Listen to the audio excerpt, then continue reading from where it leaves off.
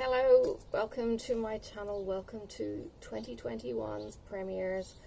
Now, you'll have to just bear with me on the lighting. I thought I'd let you enjoy morning. It's 7:43 in the morning on Christmas Eve. The moon is up over there. It's a gorgeous day. It's supposed to be early 20s, which is, I don't know, something in the 60s. And when I went to get my video for the premieres, I found there was no sound. So instead of having the video that was planned, you've got an impromptu beanbag chat. I'm going to crochet and I'm going to try and breathe and not feel like the world is against me today, when right now I feel like the world is against me. So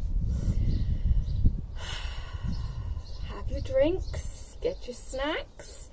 Are you ready for an extravaganza? This is a 46-hour marathon of all the peoples sharing their lives around the world and welcoming you into their Christmas day.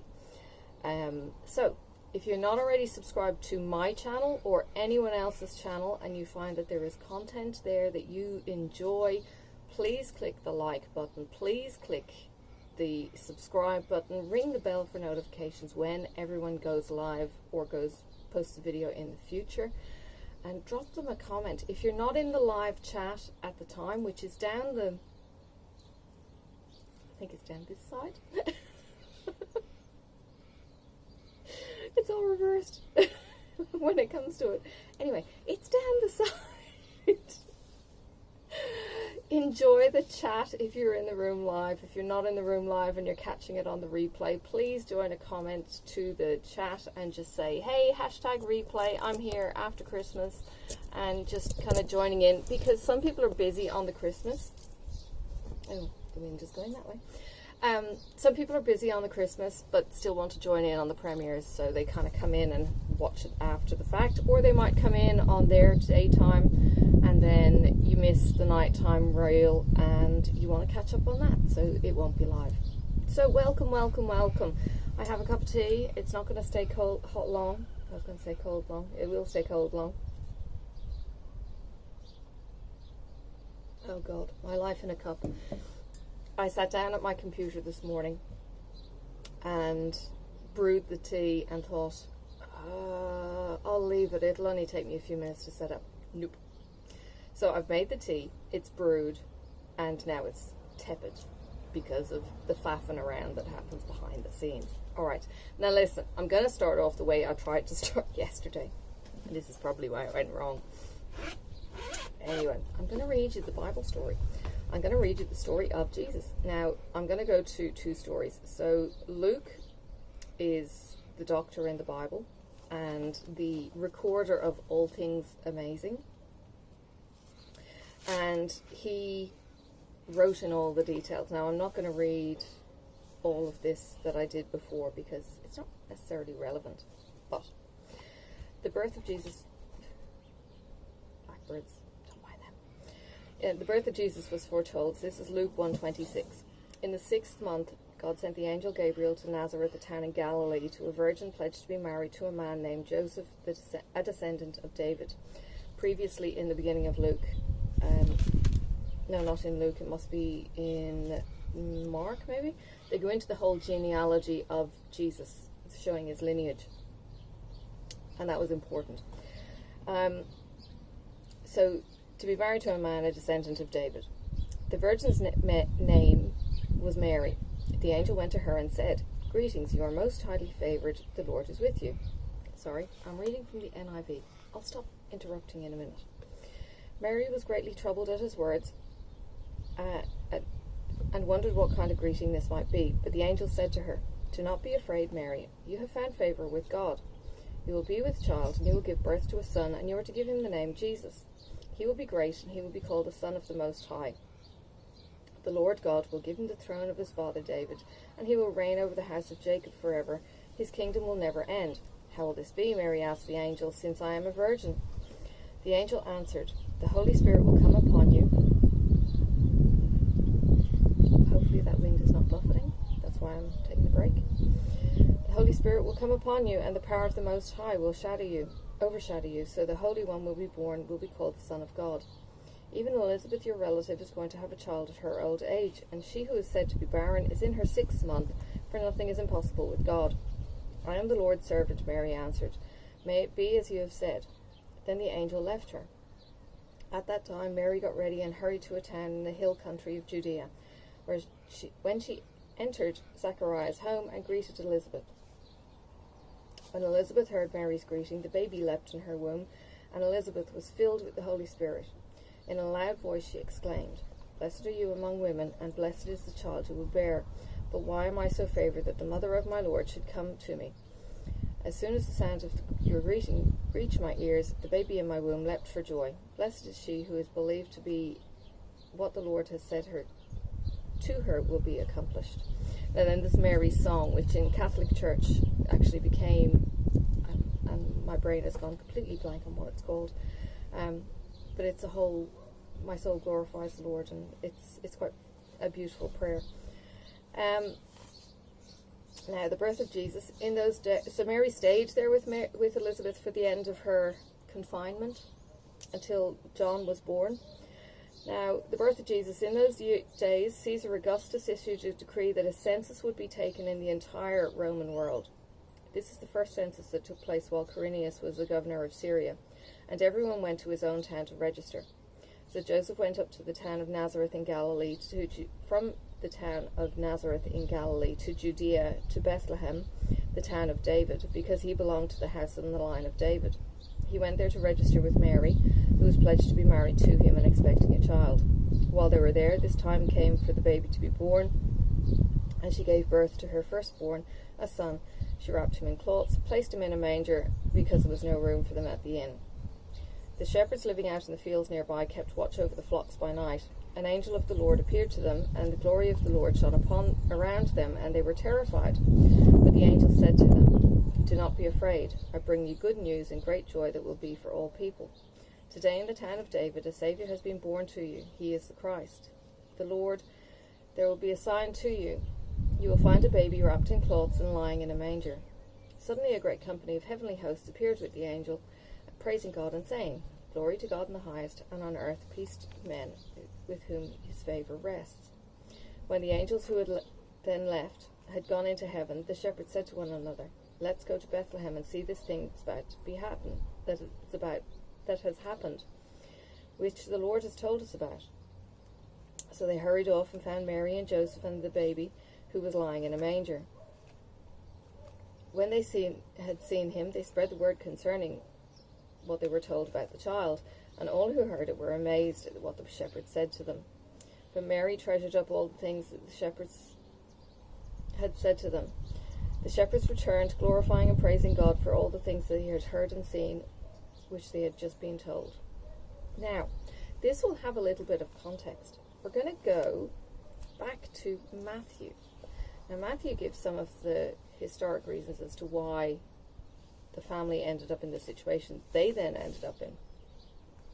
So in Matthew 1:18, this is how the birth of Jesus Christ came about. The mother Mary, the genealogy is in Matthew.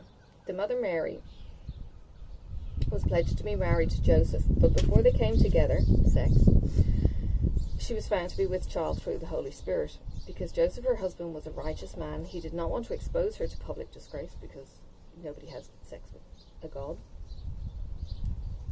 He didn't want to expose her to a public disgrace, so he had in mind to divorce her quietly.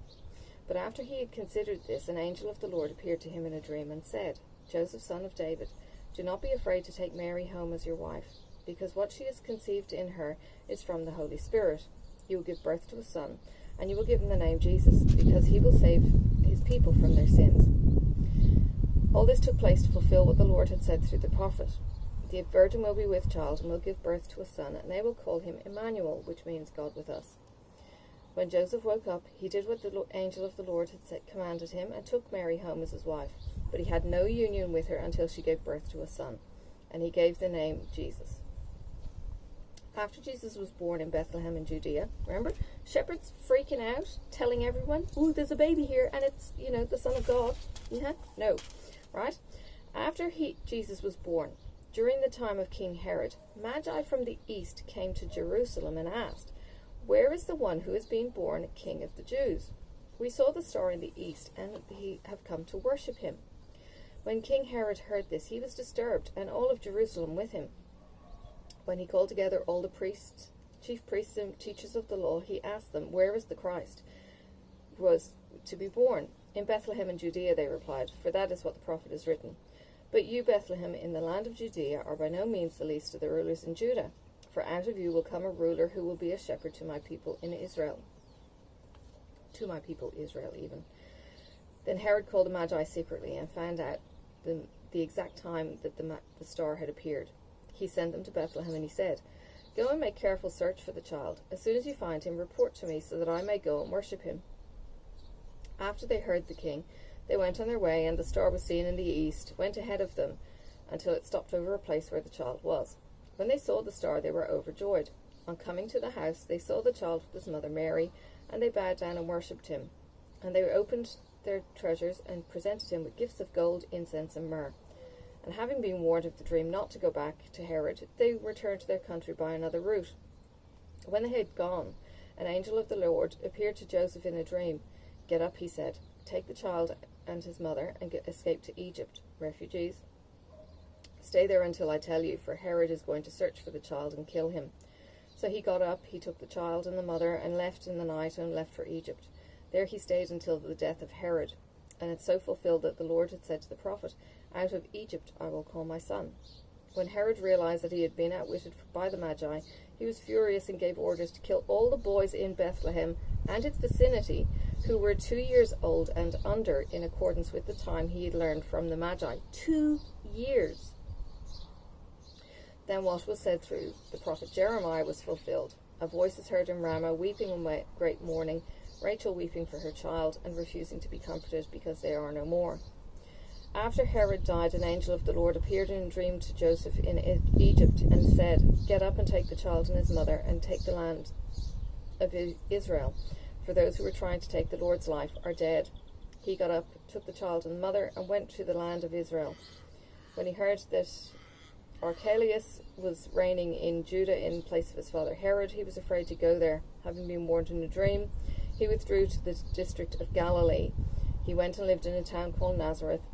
So was fulfilled that was said through the prophets, "He will be called a Nazarene." All right. So that's the story of where Jesus all started. I'm going to pause the video. I'm going to check it's recording, and then I'll come back. All right. Just had to check. Those gremlins and these things. I'm going to have a drink of tea before it goes cold.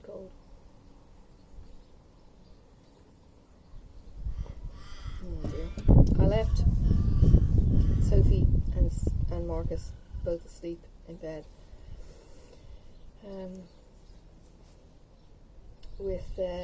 I did actually say to Marcus at 6, I said, "Oh, there's a ringtail possum that needs collecting from the vets to be held for a few hours." And he goes, "No, you're snuggling in bed with me."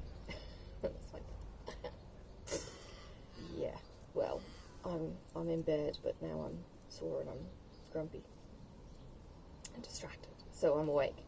So yes, anyway, on with the morning. Cleared off my phone notifications and such. Gosh, getting ready and then go to work and start all over again. And it's Christmas Eve, and listen, there is nothing prepared. Yes, nothing. There's the premieres, even that is like barely there. Now we're getting there with the list. There's still some videos not in, but yeah. So, what are you doing for Christmas? Have you got all your Christmas presents? Have you bought something for yourself if you don't have other people? Can you treat yourself to whatever your love language is? So, hey, let's talk about that for a second, briefly. Love languages. There's 5 love languages according to the author of the book. Simplified. 5 love languages. So there's quality time, gifts of service, acts of service even, buying gifts, or giving gifts, not necessarily buying, giving gifts, words of affirmation, and physical touch. Now the men always think they've got physical touch. No, they're just horny. Shh, that's an aside. But if acts of service is your thing, do something for yourself. I know it's not giving, but it is receiving. But do something for yourself. If it's words of affirmation, and God knows, there's enough bad words out there, say something nice about yourself. I know it's hard. I can't do it myself really very well. If it's quality time, pamper yourself. And that might be sticking your feet in a bucket of water for 10 minutes. Even with some Dawn. But giving your feet a scrub, giving your hands a rub with some smelly stuff. I was on one of my groups. Sorry, I'm trying to find my straight line, and I think I'm reasonably close. I think I'm here, and I'm going to stop. I'm going to that one back. Okay, so Misty is my fabric supplier, like drugs. Fabric supplier, seriously. She is my fabric dyer in the States, and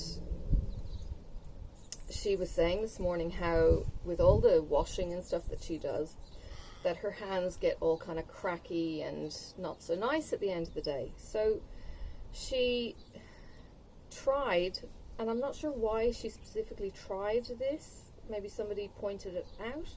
She tried this and it's actually worked. She put toothpaste on her fingertips, so just on her fingertips, nothing else, and it's made her fingertips nice and soft. And in the stitching world, there's all sorts of the Stitcher's Choice linen lotion stuff, and all that kind of thing. Anything lanolin based, anything even urea based would be good. And yeah, so toothpaste. And I was kind of saying, oh yeah, well, there's bicarb in toothpaste. Hang on, let me move the mic a bit so that it's maybe protected from that buffeting wind.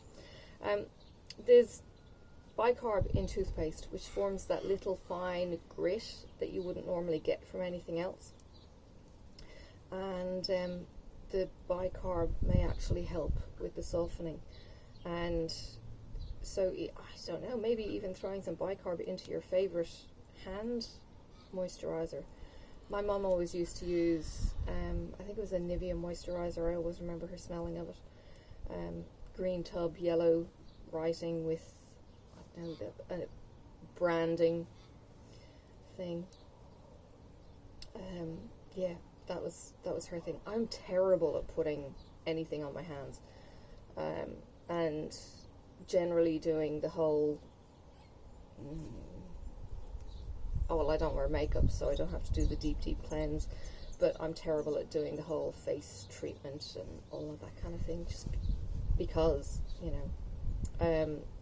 Hubby, since I met him, has put me onto something called sorbolene. Sorbolene is like a white not an ointment, a white lotion that you can use for washing or for moisturizing. I don't know how it washes. It doesn't lather. It's just like a moisturizer. But we use it in the shower, and he has soft skin, and he's always said that I've got super soft skin, and it just makes it even more super soft.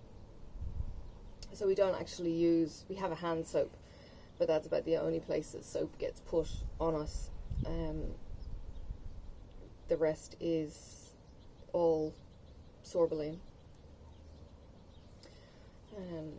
Although with the wearing of the face masks, because it's new to us in Tassie, with the wearing of the face masks, my face is feeling, you know, the plasticky frame. My GP said his face is suffering from the face mask. He wears tape on the top of his because of the glasses getting fogged up. Paper tape. I don't want to try using paper tape because my skin gets allergic reactions to the sticky, and yeah, that's going to be a look and a half, and a feel, because it's not going to feel good. Yeah, but look, I actually don't know what the weather is tomorrow here in Tassie. It's just over the 20-degree mark today. It's probably hovering around that tomorrow. I don't know if it's going to rain.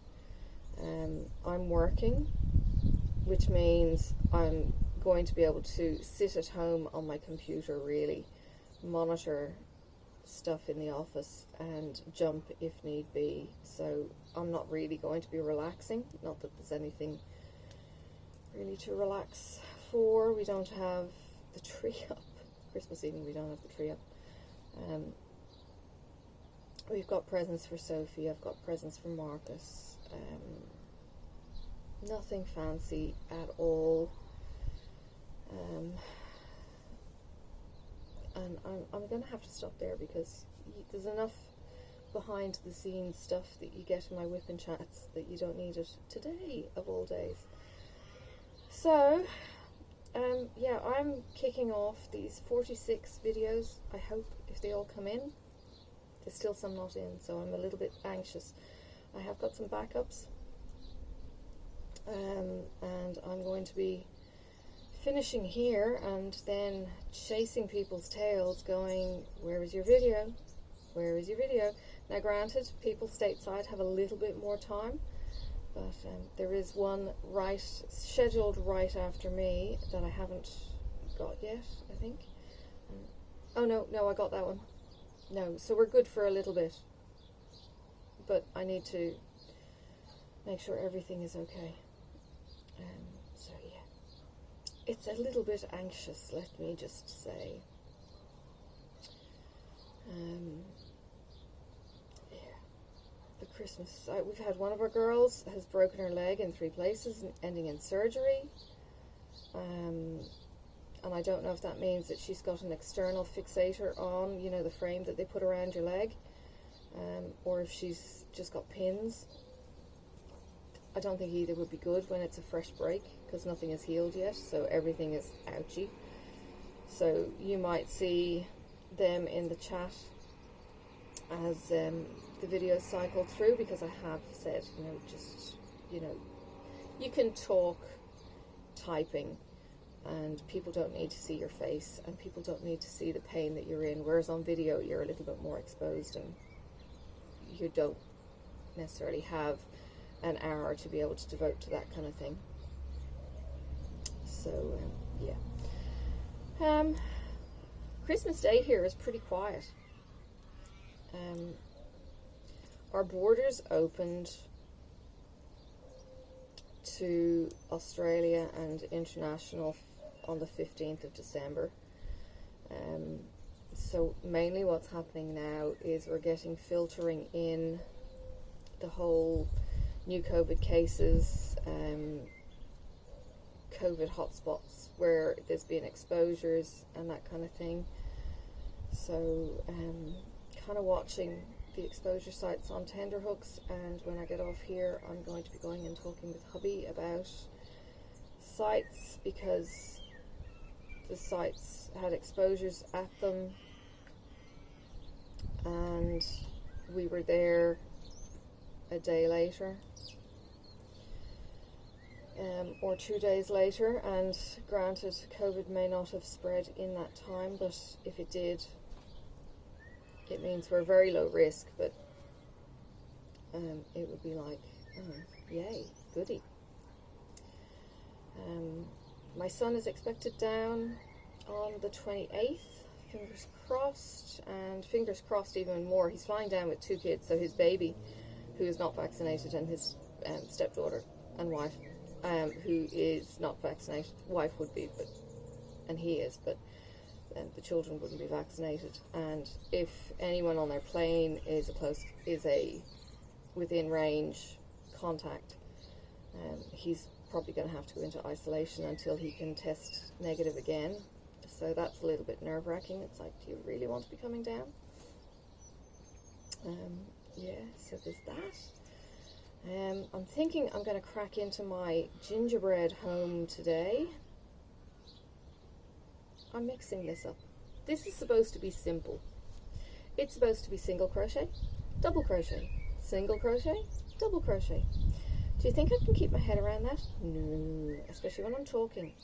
Yesterday on video, I was cross-stitching, which worked out well, sort of. I made a mistake and then went off in another direction. So I frogged that back last night to be ready for the next time I take my stitching out.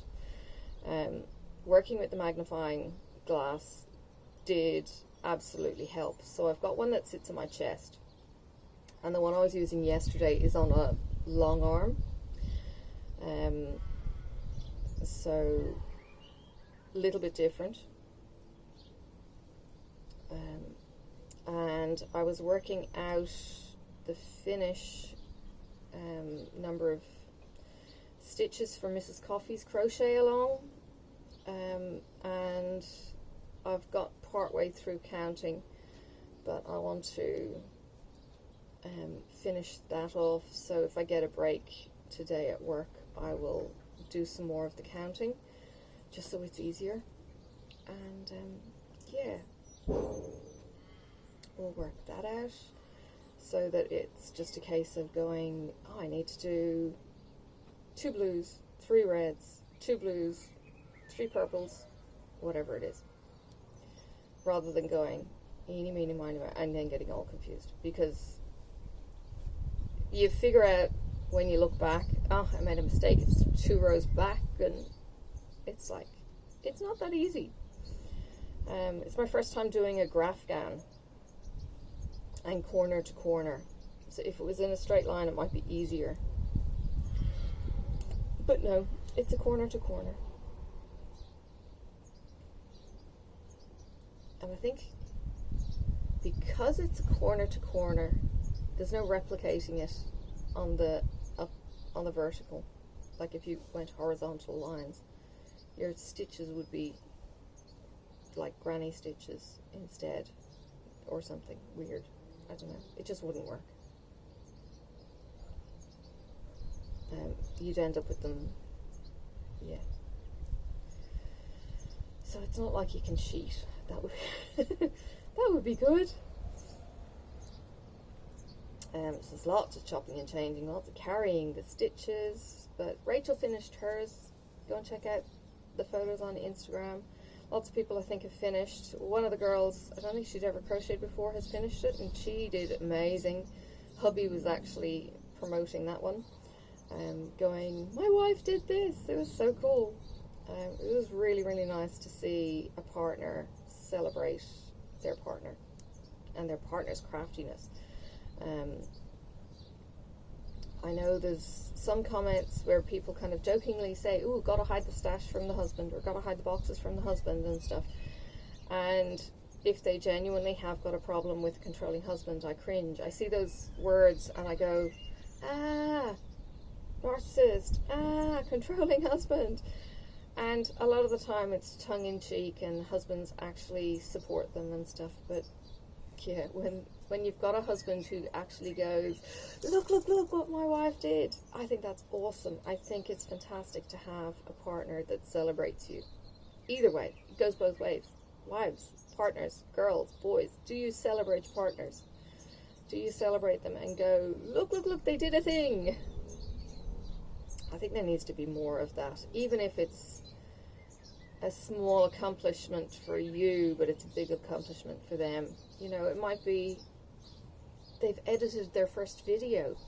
It might be they've done a walk of a certain difficulty. It might be they've taken a picture of a certain thing. It might be that they've got out of bed if they've got major depression and life is in a dark place for them. And you kind of think, oh, just get up already? Because, listen, I've had major depression. You think it yourself. It's just kind of just get the fuck out of bed. And it's like, no. If I get out of bed, it means I see this. It means I have to do this. No. If you've got pajamas on, okay, drop the pajamas on the floor and just stand under running water. If you're a naked sleeper, just walk into the shower. No, seriously, it's not that easy, and I know it's not that easy. There are days when the darkness completely overwhelms and you just want to hide, and even getting up to take your medication is too hard. And yeah, just know that there is somebody out there who wants to cheer you on if you will let them. You certainly don't need to struggle alone. There's enough of us who've been there and have our dark days, like this morning. I'm kind of going, oh God, I'm not dealing, help, in my head. And it was like, just breathe. And then I stood up and tripped on something, and the cables went flying, and it was just like, you know, I'm frantically going to a meeting and going, am I ready? Flap, am I ready? And then I stand up, and it was just like, breathe. You got this? Breathe. You know, and sometimes it just takes that one breath. I was watching Chesapeake Shores, of all things. I think it was season 5, where oh God, I've been watching it for season 5, and I'm blank on the characters' names. It's the daughter who was the lawyer, and she's frantically trying to juggle plates, and she bumps into not the teacher. What is he? Yeah, he's the school teacher, I think. Yeah. So she bumps into this guy outside the cafe, Sally's, and she's flap, and he's just going, whoa, stop now, stop, close your eyes. He takes hold of her hands, he tells her to close her eyes, and of course this is Abby, and I think it's Abby. She doesn't close her eyes, so closes her eyes. She trusts this guy, because I don't think I could do this. She knows him from the neighborhood, but she trusts this guy to close her eyes with her. She closes her eyes, and he just says, breathe, and he just coaches her for, I don't know, 10 seconds, just holding her hands and getting her to breathe. And then he says, what can you smell? And she smells food cooking in Sally's. And he goes, and what can you hear? Or something. And initially she's like, no, I don't smell anything. And he goes, smell. And he gets her to focus on the present. And then he says, do you feel better? And she goes, yeah. And he goes, well, let's check your pulse. And he takes her pulse, and he goes, yeah, you feel better. And it was the briefest of encounters, and it was so beautiful. This is the frantic New York lawyer who runs from phone call to appointment, to papers, to appointments, to children, to organizing children with gymnastics, and flap, juggling all the plates. And this is where they've set Abby up in the whole Chesapeake Shores kind of scenario. She is the mother of all, ends up divorced, and returns back to her family, but they show her doing that busy businesswoman franticness and meetings and looking the part, the makeup, the high heels and everything else. And then as she goes back to Chesapeake Shores, she relaxes. She is still a businesswoman, but she stops flapping. They start enjoying the snipe hunts. They start enjoying family. And she's still a businesswoman, but the panic and the stress of the city life kind of backs off. And I think it's in season 4 or 5, start of the season, she comes back to the show with a cropped hair. And initially I'm kind of going, oh, have you got a different actress? And it was still Abby, same actress who played her, just a different haircut. And the whole relationship with Trace has changed, and all of this kind of thing, and other people are now on the scene and stuff. But it was just really, really cool, the whole development with the characters. And initially it was kind of like, oh, this is a cheesy Hallmarky kind of series. It actually isn't. It's all about kind of family, wholeness, goodness, dysfunctionality. Mother had gone to another city, taken one son with her. She had major depression. She had to leave. She couldn't come back then. She didn't, whatever. He had his mother help him with the children. He was a detached father. And they go through this dysfunctionality in the first 2-3 series. And the relationship with Bree and her mother, you know, kind of going, but you abandoned us. And the two youngest felt most abandoned. The older ones saw the conflicts and saw the issues with Mum. And how they, okay, it's a little bit kind of box of chocolates in it just worked. Some people might kind of try that in reality and know it doesn't work. Sometimes your parents are toxic, and it's not going to work. So I'm not saying go out and do this. I'm just saying that in Chesapeake they show the dysfunctionality and they show how it works. But to be honest, she can talk civilly to her ex. That doesn't happen most of the time. I certainly couldn't talk civilly to my ex in the rawness of time that they are talking to each other as exes and introducing new partners and all of that kind of thing. So yeah, it's idyllic, but it's still not perfect. Still shows flaws and that kind of thing. But I certainly enjoy it. It's a bit of light-hearted family in the most gorgeous of settings. Oh wow! And I know it's not Chesapeake Shores.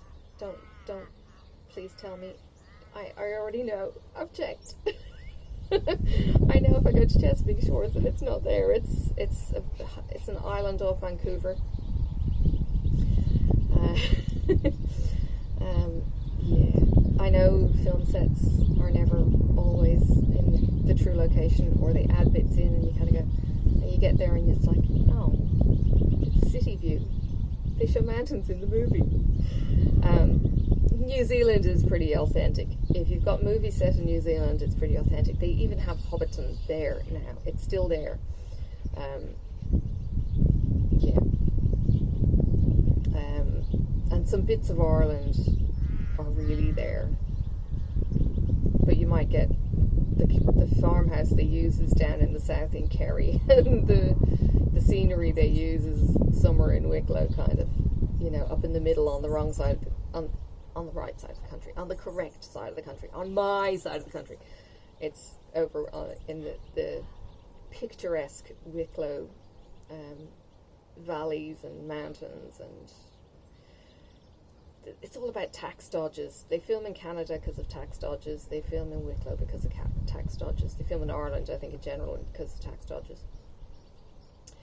I mean, why wouldn't you? As a smart business person, it makes sense to go where it's going to be a bit cheaper, and you're going to get the people to do the work for you, and all of that kind of stuff. So, hang on, I need to keep going up. Yeah. I haven't spoken with family yet for Christmas. They're probably going to start ringing any day, really.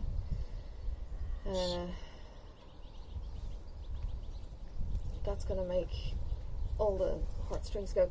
It's winter over there. I don't necessarily miss winter when you've got weather like this, but I miss that Christmas is just so wrong here in, I'm just checking time. Christmas is just so wrong here in the summer. It's beautiful, it's fantastic, but it's just wrong. Winter is meant to, sorry, Christmas. And look, this is a Roman Catholic thing. They picked winter seasons because, you know, there were winter festivities that needed days. Okay, here's a society thing. We have winter celebrations to break the monotony of winter. Okay, this is coming, I suppose, from my Gina M. Owl, whatever her pronunciation is, A-U-E-L, Clan of the Cave Bear Chick. It's coming from that kind of thing, where in winter you needed to break up certain things, okay? And there was a pagan festival in the middle of winter when Catholicism was around, started, and they wanted to convert the pagan bastards. I'm kidding. They wanted to convert the pagan festivals into Christian festivals. So Jesus wasn't born on the 25th of December, okay? Let's just get that straight. And from the Bible story that I read in the beginning, it could have been up to 2 years difference between when the wise men came to Herod and when they actually got to see Jesus. Now, we have it that Christmas Day is December 25th, and then we have the Feast of the Epiphany, Little Christmas, the 6th of January, 12 days later, which is the 12 days of Christmas. 12 days of Christmas hasn't started yet. 12 days of Christmas start on Christmas Day, with the Lord's a leaping in the... that one, that starts on Christmas Day. And I only learned this properly when I was, you know, last years old, when I was doing the Forbidden Fibre unboxing, and I went to open it before Christmas, thinking it was the 1st of December, and it goes, the 12 days of Christmas are the Christmas Day to Little Christmas, Feast of the Visitation with the Magi, and I was like, oh, duh. So, yeah. So the Christian Easter is all around estrus and other pagan things, and all the Christian, I use that in a slightly loose term, all the Christian celebrations have been adopted on top of previous pagan dates of celebration, and some have been forgotten, like Samhain, and you've got Thanksgiving in the States because it was the day of the landing, and the Pocahontas, Turkey Day, and the whole natives supporting the first founders and that kind of thing. And sorry if I've confused all of that, but you know what I mean. They're based on significant historical days. Here we have Australia Day, which stupid people start arguing that it's actually the Invasion Day, and it's like, look, we could pick 6 days out of the year and you're still going to have a problem with it, but let you make your little whingy. The whole idea is you have more holidays in the summer than you do in the winter, but Christmas for some reason got landed on this pagan feast day of trees and stuff, and the trees that are brought in is all pagan stuff and all that kind of thing, you know, celebrating the trees, and you know, it's all a bit kind of mishmashed together. It's just human. And yeah, but it's also a breakup in the middle of winter. We have a guy here, a gambler actually, and I wouldn't call him a philanthropist. I don't think he's done anything for himself. I don't think he's done anything for others. I think he's done everything for himself.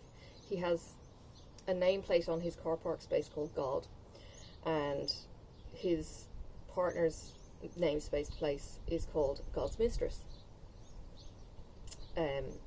Anyway, he had created an art gallery from his gambling, and then he got involved in MoFo, which is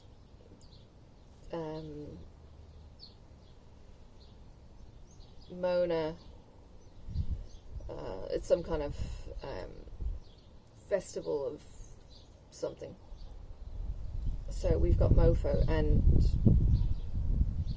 Mona is the Museum of New and Old Art, or something, or Old and New Art. That's it, Mona.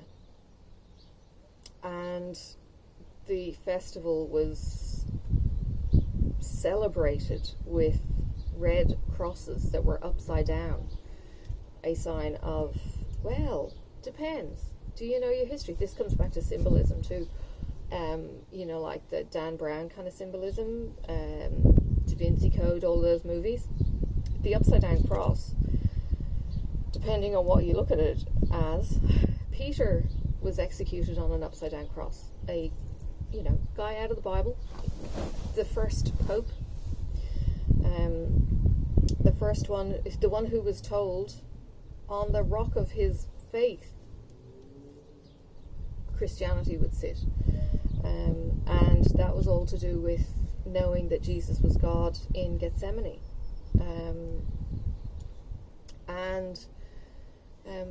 Yeah, so the whole kind of, you'll get some kind of people saying, oh, but it's sacrilegious and it's Satanist and everything else, but it goes back to the brutality of Peter hung upside down on a cross to die. I don't know how that would happen. Blood rush to the head, but not suffocating, because the cross was all about suffocating. I'm not going to go into those details, it's not Easter. Yeah. But,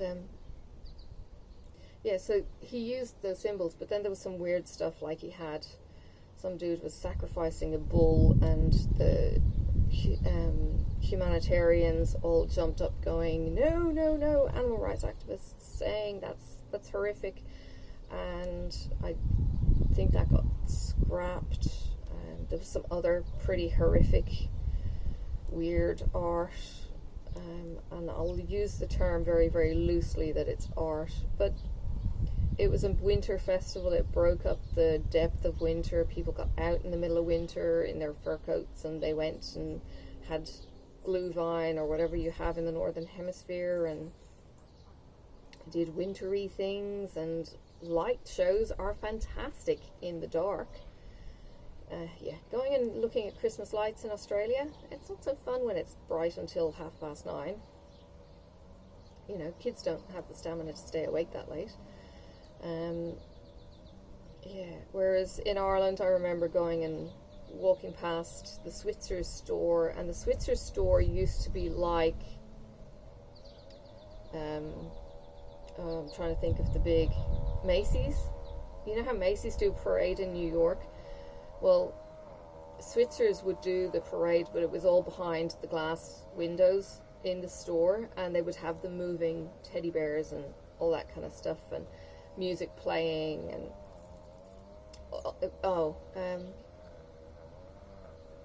there was a FAO Schwartz would do one as well, I think, or something. But yeah, Christmas display in the windows. I'd go into Dublin City and look at the displays, and you know, just kind of soak up the noise and the atmosphere, and people kind of happy and cheery and that kind of thing. I don't know if we are going to get that again for a while, because of COVID. People are in masks, you can't see faces, it's all a little bit more, you know, 1.5 meters, all that kind of stuff. I don't know if they're doing that in Ireland and England, because they're getting transmissions like, I don't know what. Actually, I don't know how bad the transmissions are in Ireland lately. the news seems to have quietened down over there, or at least the news that I've been looking at, which isn't very frequently. Yeah, there you go. Alright, we're about coming up to time, so please stick around. As I said, please go and watch other videos. There is a playlist. I will link it in the description. Please save it, and if you're in any of the lives, well, hopefully you've caught on to this already. If you're in any of the lives, then save on the playlist, and it will take you from one video to the next, to the next, to the next, on a merry trip around the world. You will see people, seagulls, you will see people sharing cooking, sharing Christmas lights, sharing stories of childhood, how life has been different, you know, in whatever country they were in whatever country they are in. I don't think we've got many Europeans this year to show the European side of Christmas. I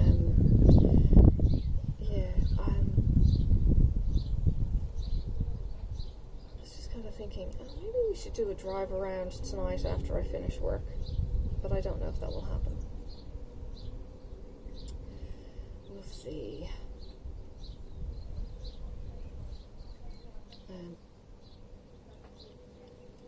Yeah, I do kind of like the whole rhythm of crochet. It's just I'm kind of out of the rhythm. Oops. And this size hook is a 4.25. That is a really nice sweet spot for me. So I'm enjoying this, put it that way. I don't have to overly think on corner to corner, which is why I make mistakes too. But it's a blanket for my grandson, and I'm not going to be able to give it to him while he's down because it won't be finished in a week. I'll show you in just a second how much I've done though. I have to say, I did only start this maybe a month ago. I don't know why I left it quite as long as I did. I do it when I travel into work, but I'm going to have to start doing more at home. But doing straight lines in the one colour is slightly boring too, so I might have to just ration it to an hour, do it, you know, or because full rows take much longer when you're doing long diagonals in a rectangle. But I've got my width now.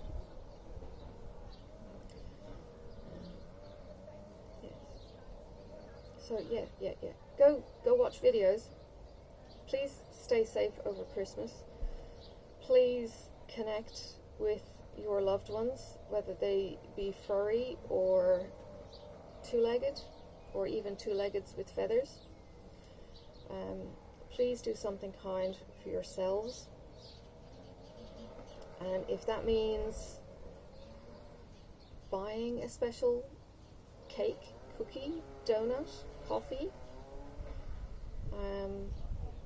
and just resting in the sunshine. I mean, this is actually quite nice. Okay, there's a strimmer going, but it means that it's a nice day, and I've got the sun on me. It's beautiful. You know, doing something for you to celebrate you just for a moment.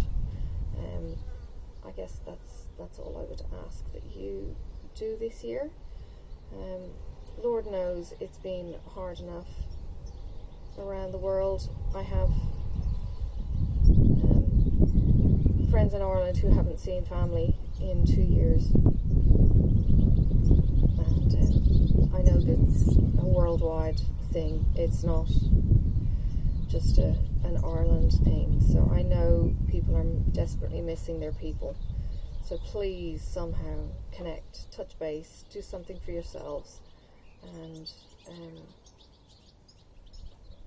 just take a moment, if you can, to be thankful and be kind to you.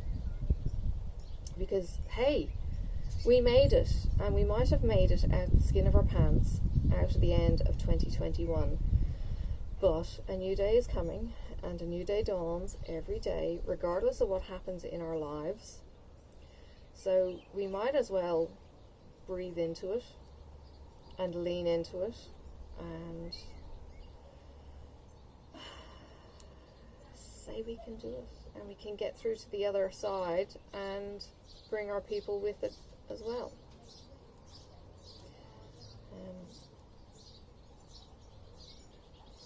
So there. I don't know if those birds will be coming out on the audio, but I've got sparrows chirping like crazy. My neighbours seem to live permanently in their backyard. I'm envious slightly that they can be so outdoorsy. I just have no clue what to do outdoors. Alright. Oh, I have a tail. I have to stop because I need to make a knot. Alright. Put that aside. I'll hold it up. Look, this is what I've got. Oh, that's pretty good.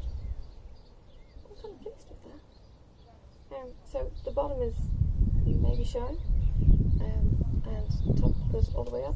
Yeah, we're getting, actually I might rein it in the middle of this row. Oh, that's awesome. That's awesome.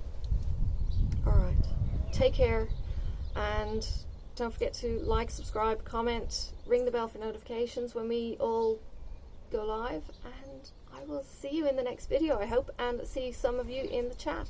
Bye for now. Take care, and Happy New Year, and Merry, Merry Christmas. May the road rise up to meet you. May the wind be always at your back. May the sun shine warm upon your face, and the rain fall soft upon your fields. And until we meet again, may God hold you in the palm of his hand.